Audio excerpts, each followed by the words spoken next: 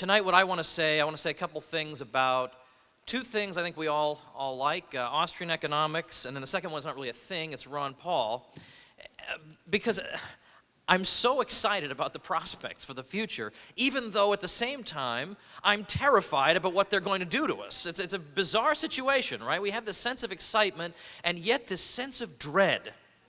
Well, what pleases and excites me about what Ron Paul has done, I could spend the whole night talking about, but there's one theme in particular I'm happy about, and that is that he's broken through the silence about the Federal Reserve System. Because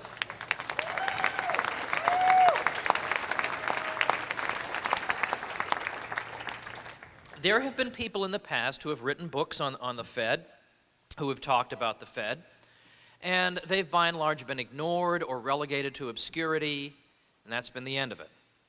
Now we have Ron Paul, who's been an outspoken opponent of what the Fed has been up to. He's got a best-selling book out now called End the Fed. This has never happened before. I mean, I think we need to pause and appreciate the significance of this. This has never happened before, anything like this. Central banking is one of the great third rails. In fact, it's not even a third rail. It's the rail that does not exist. It is the rail that is not to be mentioned. It is the rail about which you are not even entitled to an opinion, because your wise overlords are taking good care of you and your supply of money. And yet this man has stood up and said, I don't believe any of it. It's all propaganda. This is extremely significant for the future, that from now on, it will be much more difficult for the authorities to claim that an economic downturn just occurred entirely spontaneously, or because, of course, of the greed of the private sector, and have the Fed's machinations be blamed on the free market. It'll be much harder to do that in the future. And we are, of course, being told, well, the private sector just went crazy. It was just all about greed. I wonder why these people never bother to ask themselves why greed seems to appear only in sudden cyclical clusters. Like, why wouldn't we always be in a depression if that were the explanation? Well, Ron Paul has blasted through this whole thing, and that's why it was wonderful for me to see this montage here of reminiscences, particularly from the Rally for the Republic, because here's a guy, Ron Paul, who tells the truth. He goes unheralded, being ignored, despised by the Democrat-Republican establishment for decades. Now, he can't be bought by any lobbyist. He consistently votes on principle. He's obviously a regular guy as opposed to the stooges they usually give us in this system.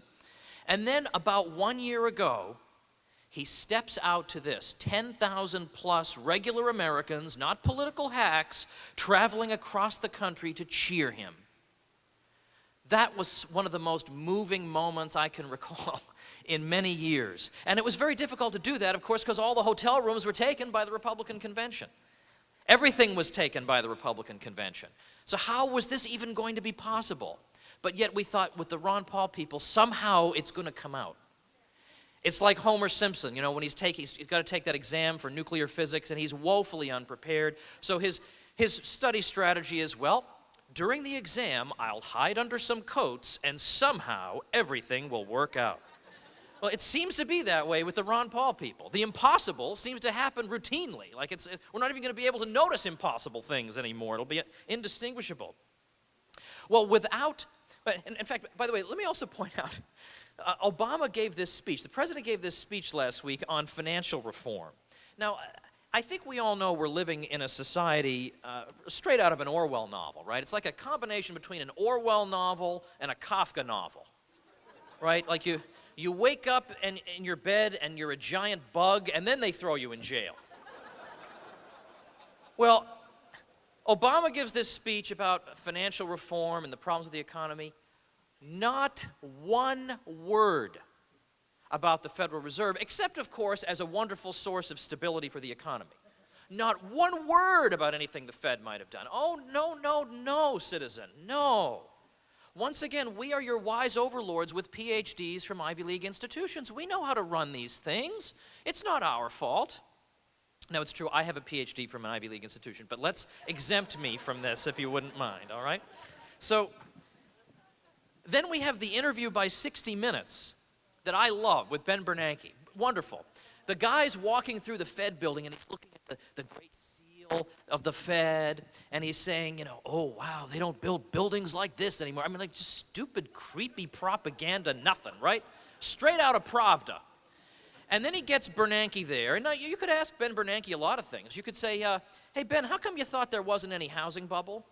How come you thought the housing crash would be over by December of 2008? Or how come you told us that your regulators had investigated the mortgage market and found that lending standards were better than ever? I mean, how come every single thing out of your freaking mouth is dead wrong?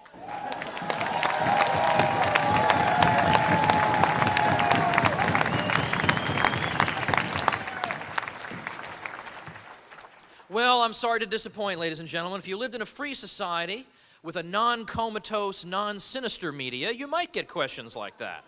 Instead, all our journalists are graduates of the Pravda School of Journalism, and it's their job not to really expose anything, or certainly to make our overlords look unintelligent or as if they don't know what they're doing. No, heavens no.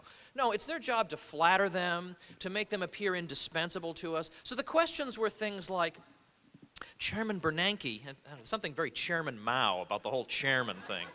Chairman Bernanke, the question was, what worries you? What keeps you up at night? I mean, again, what a boot-licking, pathetic... What are you worried about, oh wise one? Oh, I'm sorry, I left my incense out in the car. I'll go out and get it so I can wave it in front of you. That's our media. This is our media that we're supposed to trust these people.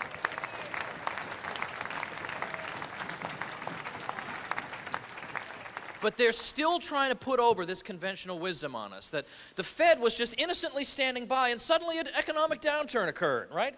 They were just standing there, right? And that's the same line we get all the time when, for example, there's some terrorist attack. Well, the U.S. government was just innocently standing there and somehow a bad guy came along and whatever.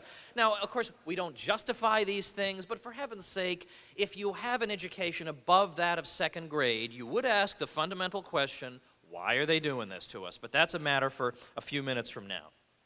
Thanks to Dr. Paul, I was able to write this book, Meltdown, get it on the New York Times bestseller list, criticize the Federal Reserve, touch the invisible rail of American politics, and actually do well. I mean, this would be invited on shows, and people want to talk to me, and private firms are inviting me to come talk about this stuff. Ron Paul blazed the trail for this, because, you know, I've been talking about this for kind of a while, and, you know, you kind of hear crickets out there right after you're done, right? But yet he energized people. He made this possible, and I am very, very much indebted to him. But of course, without the Fed, there would have been no bubble, and therefore, no bust. This is what the Austrian School of Economics teaches.